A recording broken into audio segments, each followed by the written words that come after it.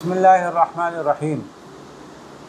ان دو روایتوں میں جن میں سے دونوں روایتیں حضرت ابو ہریرہ ایک روایت حضرت ابو ہریرہ سے اور دوسری روایت حضرت انس رضی اللہ تعالیٰ عنہما سے مروی ہے۔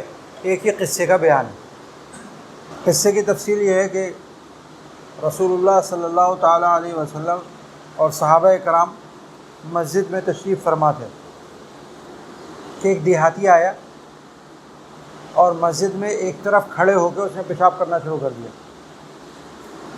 صحابہ کرام دوڑے تو اس کو روکیں اور بولنے لگے مہن مہن رک جاؤ رک جاؤ، تو پیشاب کر چکا تھا۔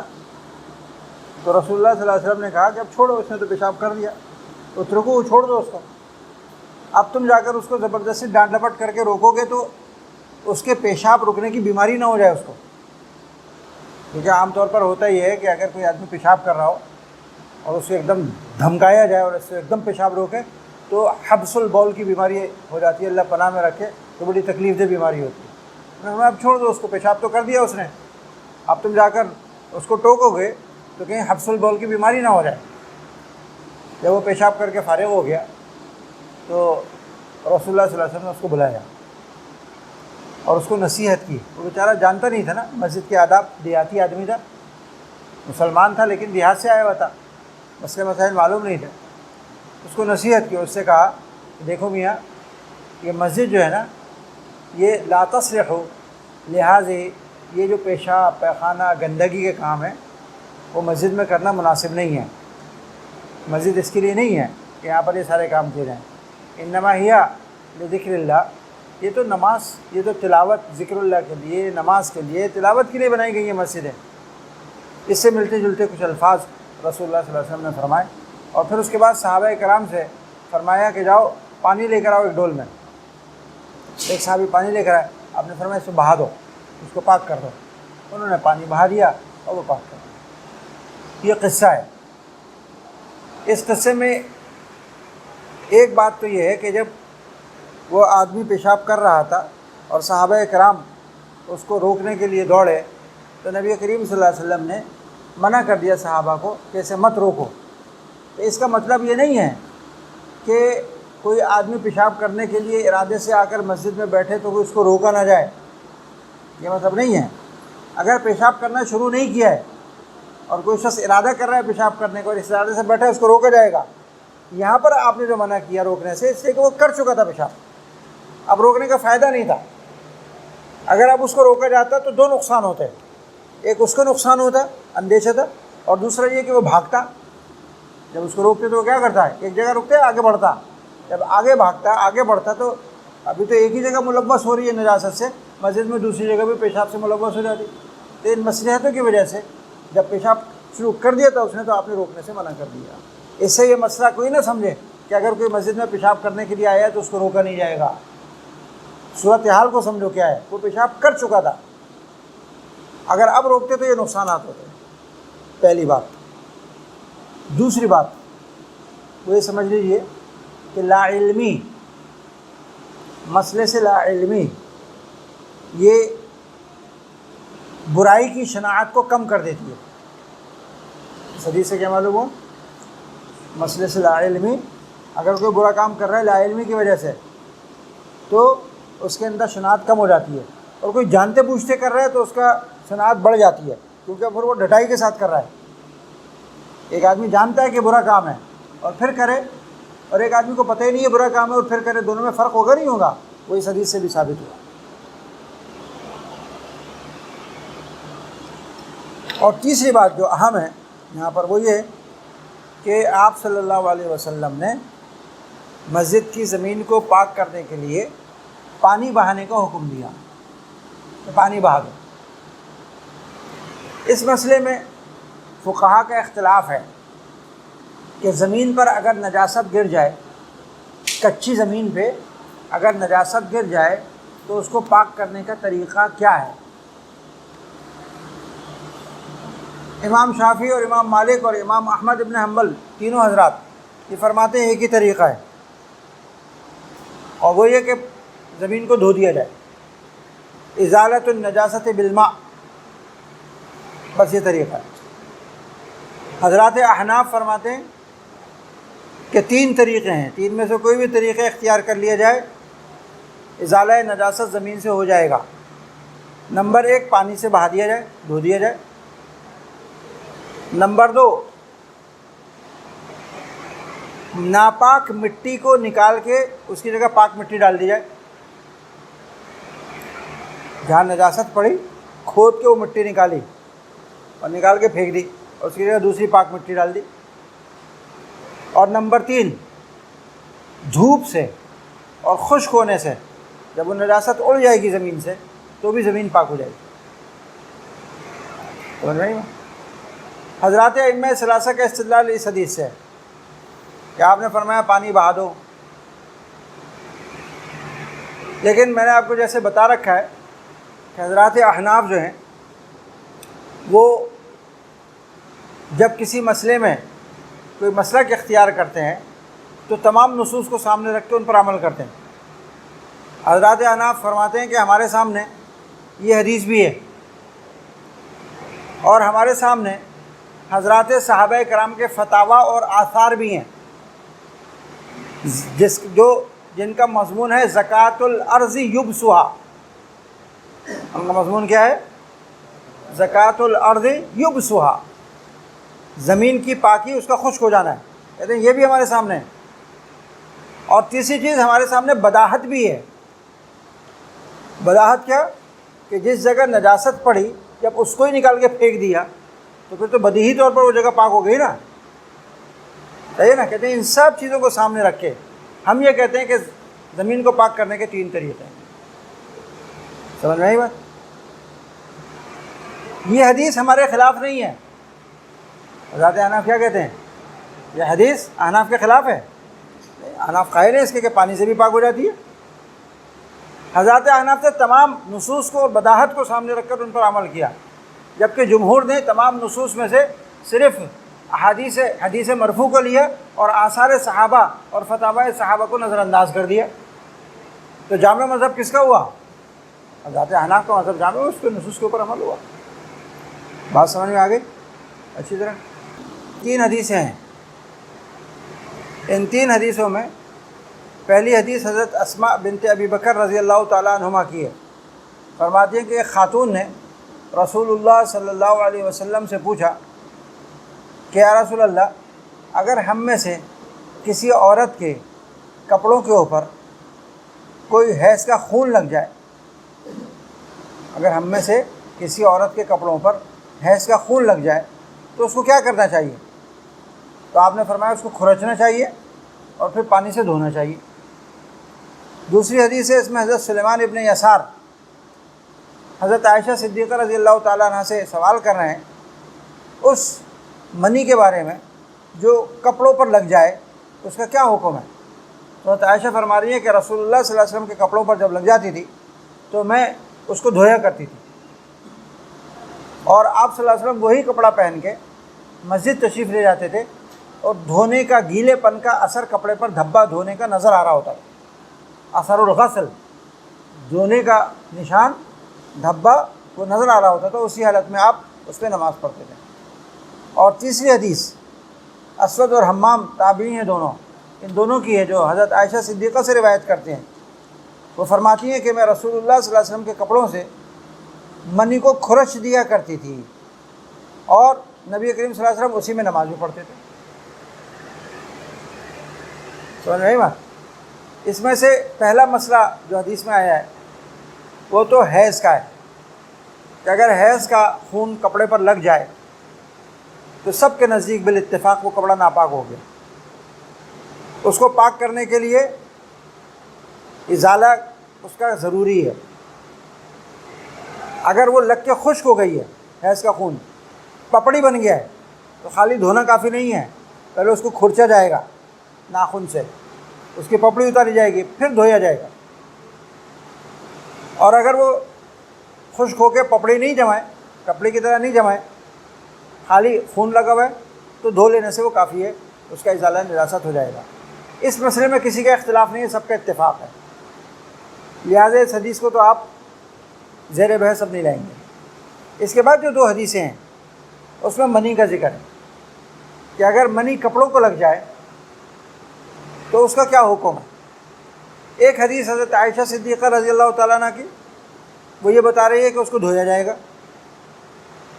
اور دوسری حدیث اسود الحمام کی، وہ بھی حضرت عائشہ سے مروی ہے، وہ یہ کہ اس کو کھرچا جائے گا، دھونے کا ذکر نہیں ہے اس میں۔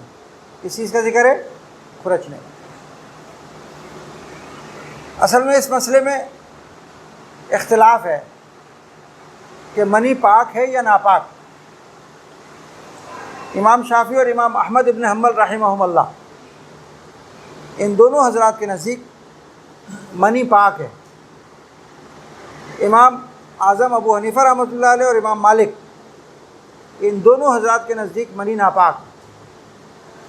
پھر امام ابو حنیفہ اور امام مالک کے درمیان اختلاف ہے اس کے طریقہ تطہیر میں، منی کو پاک کیسے کیا جائے گا، اس میں احناف اور مالکیہ کا اختلاف ہے۔ حضرات احناف کہتے ہیں منی کو پاک کرنے کے دو طریقے ہیں۔ اگر منی گاڑی ہے،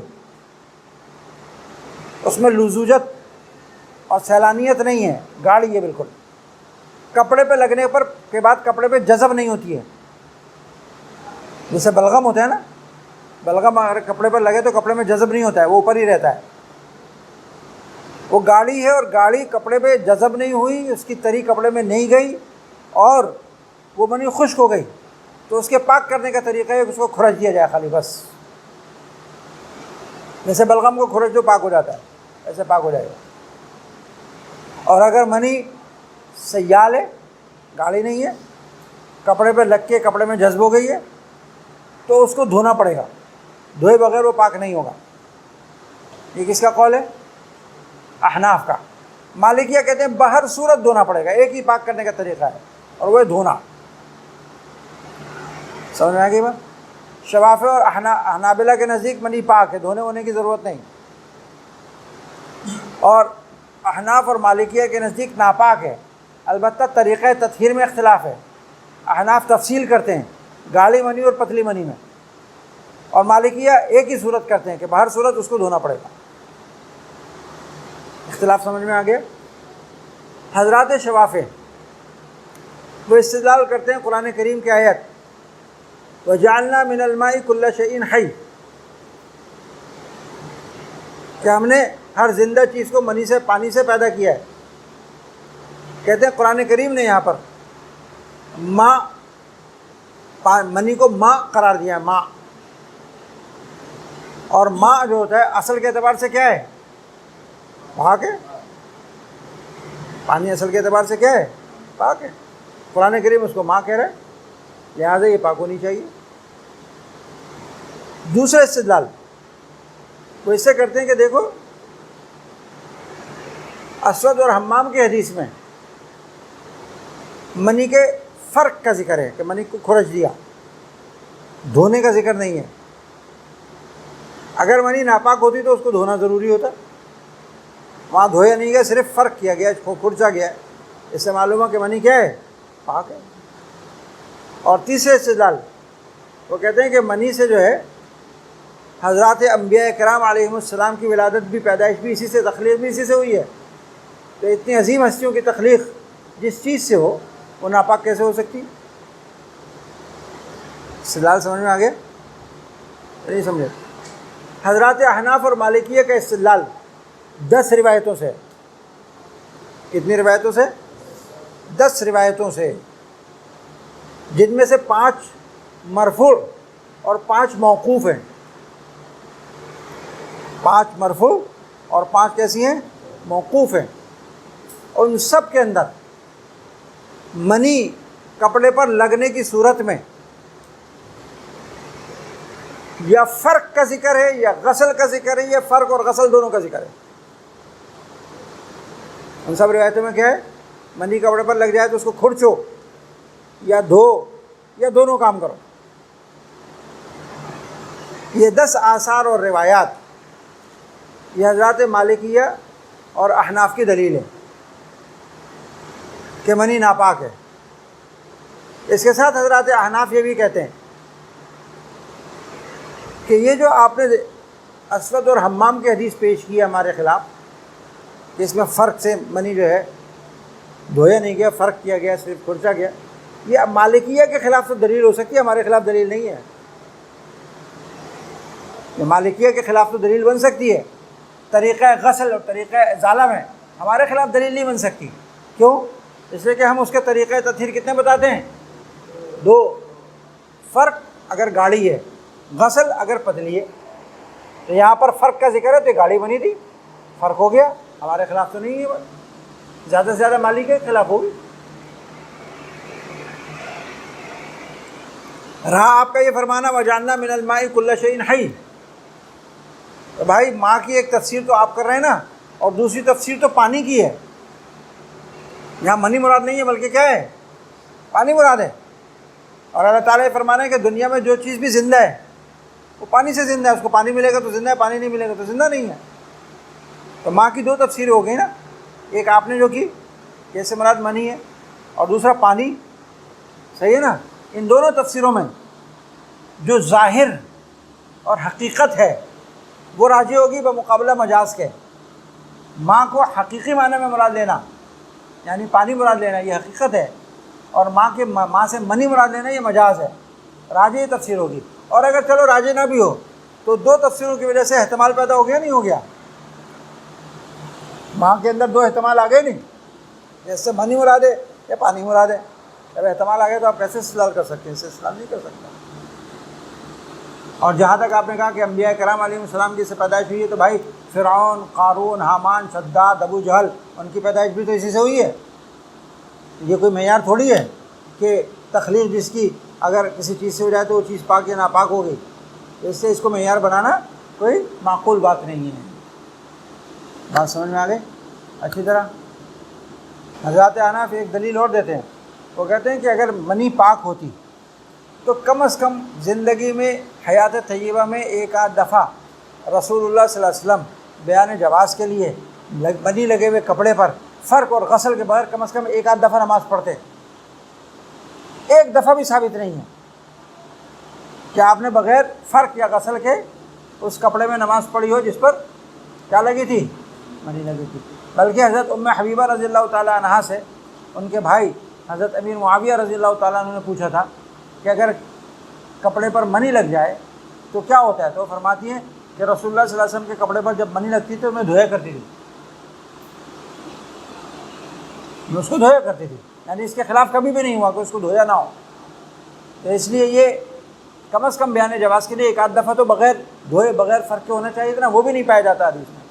لہٰذا اس کو پاک کہنا بڑا مشکل ہے. یہ حضرت ام قیس بنت محسن مہاجر صحابیہ ہیں.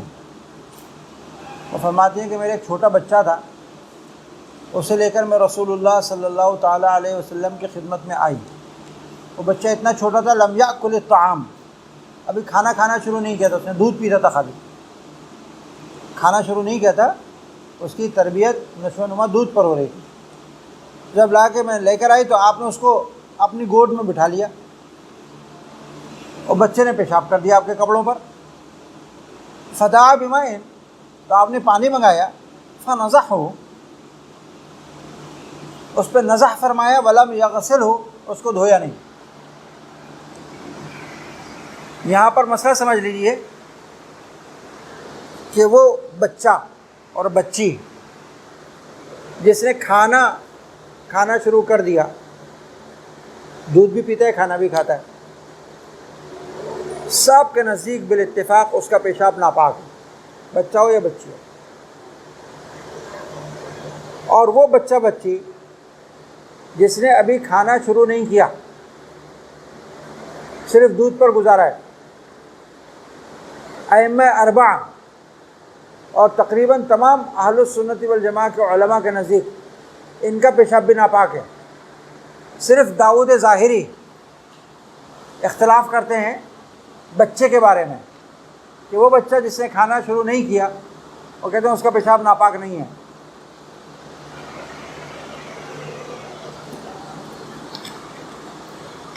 اور داؤد ظاہری کا ائمہ 4 اور جمہور سے اختلاف کرنا قادح نہیں ہے کوئی، وہ اکثر و بیشتر اختلاف کرتے ہی ہوں.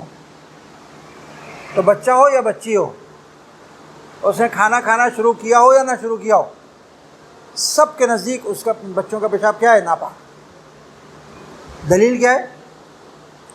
دلیل وہ ساری نصوص ہیں جن میں پیشاب کی ناپاکی کو بیان کیا گیا ہے، پیچھے گزر چکی ہیں۔ پیشاب کے چھینٹوں سے نہ بچنے پر عذاب کا ذکر آیا ہے، پیچھے گزر گئی ہیں۔ مائع راکد میں پیشاب کرنے سے منع کیا گیا ہے، پیچھے گزر گئی، ساری حدیثیں گزری ہیں نا۔ یہ سارے نصوص جو پیشاب کی ناپاکی کو بیان کرتے ہیں، اس میں کوئی تفریق نہیں ہے کہ بڑے کا پیشاب ہو، چھوٹے کا پیشاب ہو، لڑکے کا پیشاب ہو، لڑکی کا پیشاب ہو، مرد کا، عورت، کوئی تفریق ہو اس میں؟ جب تفریق نہیں ہے تو وہ عموم پر رہے گا، پیشاب کسی کا بھی ہو، ائمہ اربعہ فرماتے ہو ناپاک ہوگا، اس میں سب کا اتفاق۔ صرف داؤد ظاہری صبی لم یاکل میں اختلاف کرتے ہیں بس، اور وہ اختلاف قادح نہیں ہے، ان حضرات کے اتفاق کے لیے کوئی ضرر نہیں پہنچاتا۔ اختلاف اس میں ہے کہ اس کا طریقہ تطہیر کیا ہے، پاک کرنے کا طریقہ کیا ہے، نہیں بات۔ طریقہ تطہیر میں بھی وہ بچہ اور بچی جو کھانا کھانا شروع کر دیں، سب کے نزدیک بالاتفاق اس کا طریقہ تطہیر غسل ہے، ازالۃ البول بالغسل، سب کے نزدیک۔ اور وہ بچہ بچی جس نے ابھی کھانا شروع نہیں کیا، اس میں سے بچی کے حوالے سے بھی سب کا اتفاق ہے کہ اگر کپڑوں پہ اس کا پیشاب لگ جائے، اس کا طریقہ تطہیر غسل متعین ہے، صحیح ہے؟ تو تین میں اتفاق ہو گیا، وہ لڑکا اور وہ لڑکی جس نے کھانا شروع کر دیا، اور وہ لڑکا اور وہ لڑکی جس نے ابھی کھانا شروع نہیں کیا، دودھ پہ گزارا کر دیے، یہ تینوں کا پیشاب اس کا طریقہ تطہیر غسل متعین ہے سب کے نزدیک، صحیح ہے؟ ایک صورت رہ گئی، کون سا؟ صبی ہو اور لم یاکل، دودھ پیتا ہے خالی، کھانا نہیں کھاتا، اس کے طریقہ تطہیر میں اختلاف ہے۔ امام شافعی رحمۃ اللہ علیہ اور امام احمد وہ یہ فرماتے ہیں اس کا طریقہ تطہیر یہ کہ اس میں پانی چھڑکاؤ کر دیا جائے، خالی پانی چھڑک دیا جائے۔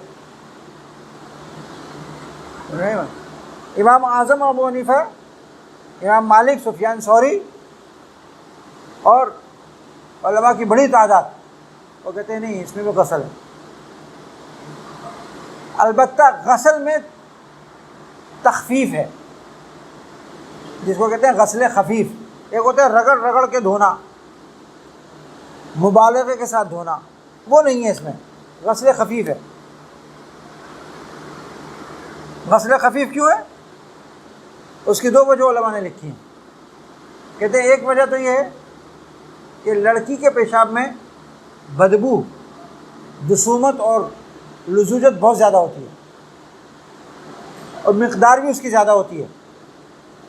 بچی جو پیشاب کرتی ہے وہ زیادہ کرتی ہے بمقابلہ لڑکے کے، اس میں بدبو بھی زیادہ ہوتی ہے، اس میں تعفن بھی ہوتا ہے، تو اس لیے اس میں پاکی کے ساتھ ساتھ اس کی بدبو کو بھی ظاہر کرنا تو غسل بالمبالغہ ہے۔ لڑکے کے پیشاب میں ایک تو مقدار کم ہوتی ہے، اور دوسرے اس کے اندر تعفن کم ہوتا ہے، نہیں ہوتا تعفن، تو اس لیے خالی ازالہ کافی ہے، اس کے لیے مبالغہ کر کے بدبو ظاہر کرنے کی ضرورت نہیں ہے۔ اگر بدبو نہیں آ رہی تو، اگر بدبو آ رہی ہے تو پھر اس کو بھی ظاہر کیا جائے گا۔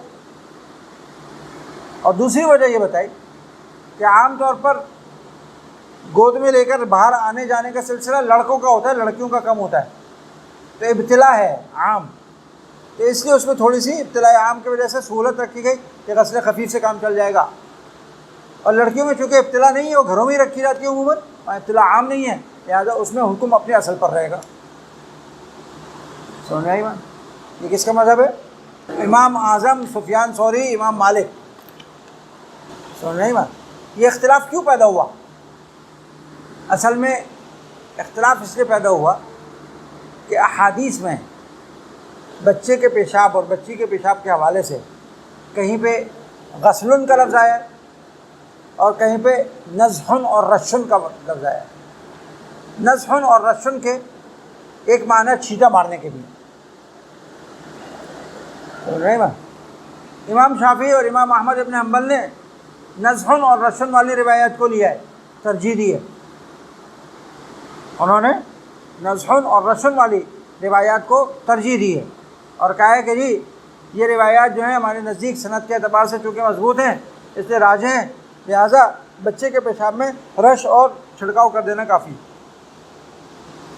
حضرات احناف اپنے طرز استدلال کے مطابق کہتے ہیں ہم سارے نصوص کو سامنے رکھیں گے اور بداہت کو بھی سامنے رکھیں گے، بداہت اور درایت کو بھی سامنے رکھیں گے، سب چیزوں کے اوپر عمل کریں گے۔ سب سے پہلی بات تو حضرات احناف کہتے ہیں کہ ہم جب روایات دیکھتے ہیں اس موضوع پر آنے والی، تو روایات میں 4 قسم کے الفاظ آتے ہیں۔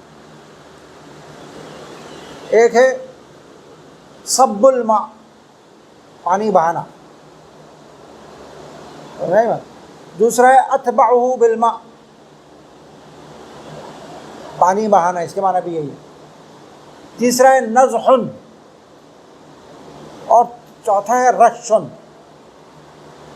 نضح پہلے دو جو ہے نا صب الماء اور اتباع الماء، اس کے معنی تو ایک ہی متعین ہے لغت میں، تو کیا ہے؟ دھونا۔ نضح اور رشن کے 2 معنی آتے ہیں۔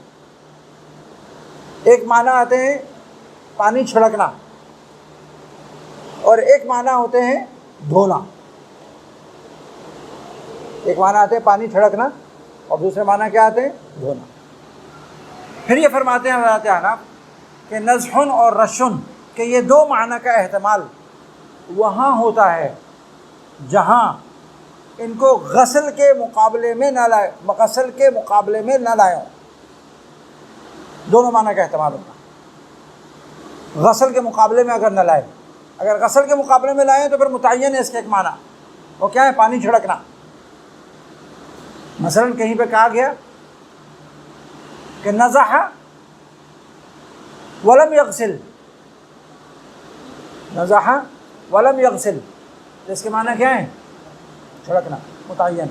لیکن اگر صرف ہے نضح ہو تو اس میں دونوں احتمال ہیں، غسل کے معنی بھی ہو سکتے ہیں، چھڑکنے کے معنی بھی ہو سکتے ہیں۔ صحیح ہے؟ حضرات احناف کہتے ہیں جب یہ 4 قسم کی روایتیں ہم دیکھتے ہیں تو پہلی 2 روایتیں صب الماء اتباع الماء وہ دلالت کے اعتبار سے محکم ہے نا، دلالت کے اعتبار سے کیا ہے؟ وہ محکم، اس میں کوئی احتمال نہیں ہے۔ اور دوسری روایتیں جو ہیں وہ دلالت کے اعتبار سے محتمل ہیں، اس میں غسل کے معنی بھی ہو سکتے ہیں اور اس میں پانی چھڑکنے کے معنی بھی ہو سکتے ہیں نا۔ اب ان دونوں معنی میں سے کون سے معنی ہونے چاہیے؟ کہتے ہیں اس کے لیے ہم درایت کی طرف اور بداہت کی طرف جائیں گے، اس کو متعین کرنے کے لیے ہم کہاں جائیں گے؟ درایت اور بداہت کی طرف۔ اگر کپڑے پر پیشاب لگ جائے، اس کے ناپاک ہونے پہ آپ قاہل ہو اور اس کے ازالے کے لیے آپ اس پہ پانی چھڑک دیں، تو آپ کا مشاہدہ اور آپ کی درایت کیا بتاتی ہے؟ اس سے نجاست زائل ہوگی اور پھیل جائے گی۔ خالی پانی چھڑک دیں، پھیل جائے گی نا۔ لہٰذا یہاں پر نضح اور رشن کے معنی بداہت اور درایت متعین کرے گی۔ وہ کیا ہے؟ غسل۔ وہ معنی کیا ہے؟ غسل۔ البتہ لفظ نضح اور رشن سے اتنا فرق لغتاً ضرور پڑے گا کہ غسل خفیف مراد ہوگا اس سے، نضح اور رشن سے ذرا فرق پڑے گا۔ غسل میں اور نضح میں کیا فرق ہوگا؟ جہاں غسل آئے گا اس کے معنی ہوں گے غسل بالمبالغہ، اور جہاں نضح آئے گا وہاں مراد ہوں گے غسل خفیف۔ اب حاصل یہ نکلے گا کہ اگر لڑکی ہے اس کے لیے تو احادیث میں صرف غسل کا لفظ آیا ہے، تو اس سے وہاں غسل بالمبالغہ ہوگا، اور اس کی وجہ ہم نے بتا دی، تو اس میں تعفن وغیرہ زیادہ ہوتا ہے۔ اور لڑکوں کے لیے 4 قسم کے الفاظ آئے، ان 4 میں سے 2 سے تو مراد غسل ہے، نضح اور رشن سے درایت اور بداہت نے بتا دیا کہ غسل خفیف مراد ہے، اور غسل خفیف اس لیے مراد ہے اس میں تعفن نہیں ہوتا، جہاں تعفن نہ ہو غسل خفیف سے کام چلا لو۔ تو نہیں بات روایت جو ہم نے ابھی پڑھی ہے ولم یغسل ہو، کہتے ہیں یہاں پر لم یغسل ہے نا، غسل بالمبالغہ کی نفی ہے، کہ نبی کریم صلی اللہ علیہ وسلم نے کپڑے کو غسل خفیف فرمایا، ولم یغسل ہو غسلاً، غسلاً یہاں معذوف ہے، مفعول مطلق۔ یہ مفعول مطلق کیوں ہم نے معذوف مانا ہے یہاں پر؟ درایت اور بداہت کی وجہ سے، وہ بھی تو قرینہ ہے نا معذوف نکالنے کا. تو درایت اور بداہت نے ہمیں بتایا کہ یہاں پر لم یغسلوا غسلا نہیں، لہٰذا یہ حدیث ہمارے خلاف نہیں ہے، یہ حدیث بھی ہمارے کیا ہے، موافق ہے. اب اس صورتحال میں آپ جب دیکھیے کہ حضرات احناف اور مالکیہ نے جو ہے تمام احادیث پہ عمل کیا نہیں کیا، کسی کو چھوڑا؟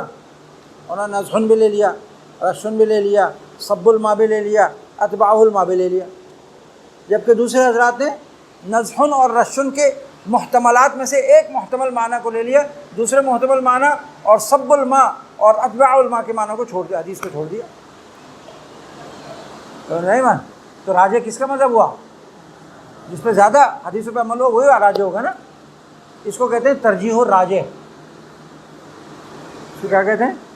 فقہ کی جب بحث پڑھتے ہیں آپ اور تمام مذاہب ان کے دلائل کا جائزہ لیتے ہیں نا، تو اس میں آخر میں ایک چیز کرنی پڑتی ہے کہ ان میں سے مذہب راجہ کون سا ہے. نہیں بات.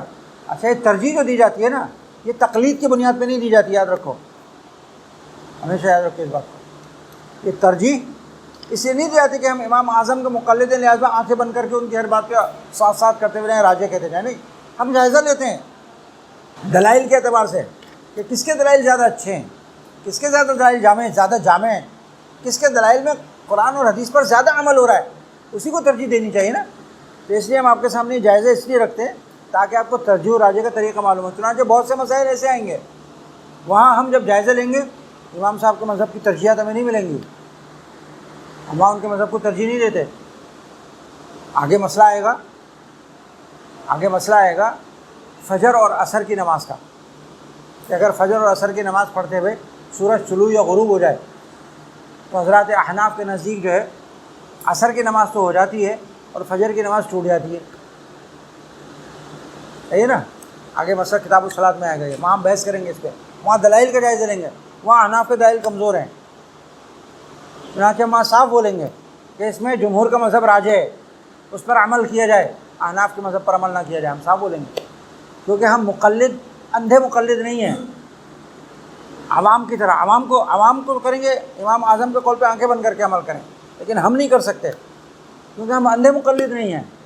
ہم دلائل کا جائزہ لیتے ہیں، دلائل کے اندر جو راجہ نظر آتا ہے اس کو ترجیح دیتے ہیں، اور جہاں ہمیں نظر آتا ہے کہ دلائل کمزور ہیں احناف کے تو وہاں ہم ان کی زبردستی تائید نہیں کرتے، زبردستی ان کو ترجیح نہیں دیتے ہیں. یہ حضرات علماء دیوبند کی خاص شان ہے کہ مقلد ضرور ہیں لیکن مقلد متعصب نہیں ہیں. حضرات علماء دیوبند اہل السنت والجماعہ یہ مقلد ضرور ہیں لیکن مقلد متعصب نہیں ہے. مقلد متعصب ہوتا ہے کہ دلیل نہیں ہے پھر بھی کہہ رہا ہے کہ میں اسی کو مانوں گا. نہیں، ہم مقلد معتدل ہیں، اعتدال کے ساتھ عدل کے ساتھ ہم تقلید کرتے ہیں. سمجھ میں آئی بات؟ یہ جو میں آپ کے سامنے محاکمہ کرتا ہوں نا اس لیے کرتا ہوں تاکہ آپ کو مزاج سمجھ میں آئے، محاکمہ کرنے کا طریقہ کیا ہے، فیصلہ کیسے کرو کہ کون راجع ہے کون مرجوع ہے، اس کا طریقہ یہ ہے. سارے دلائل کو سامنے رکھو، کس نے زیادہ پر عمل کیا کس نے کم پر عمل کیا، خود فیصلہ کر دو.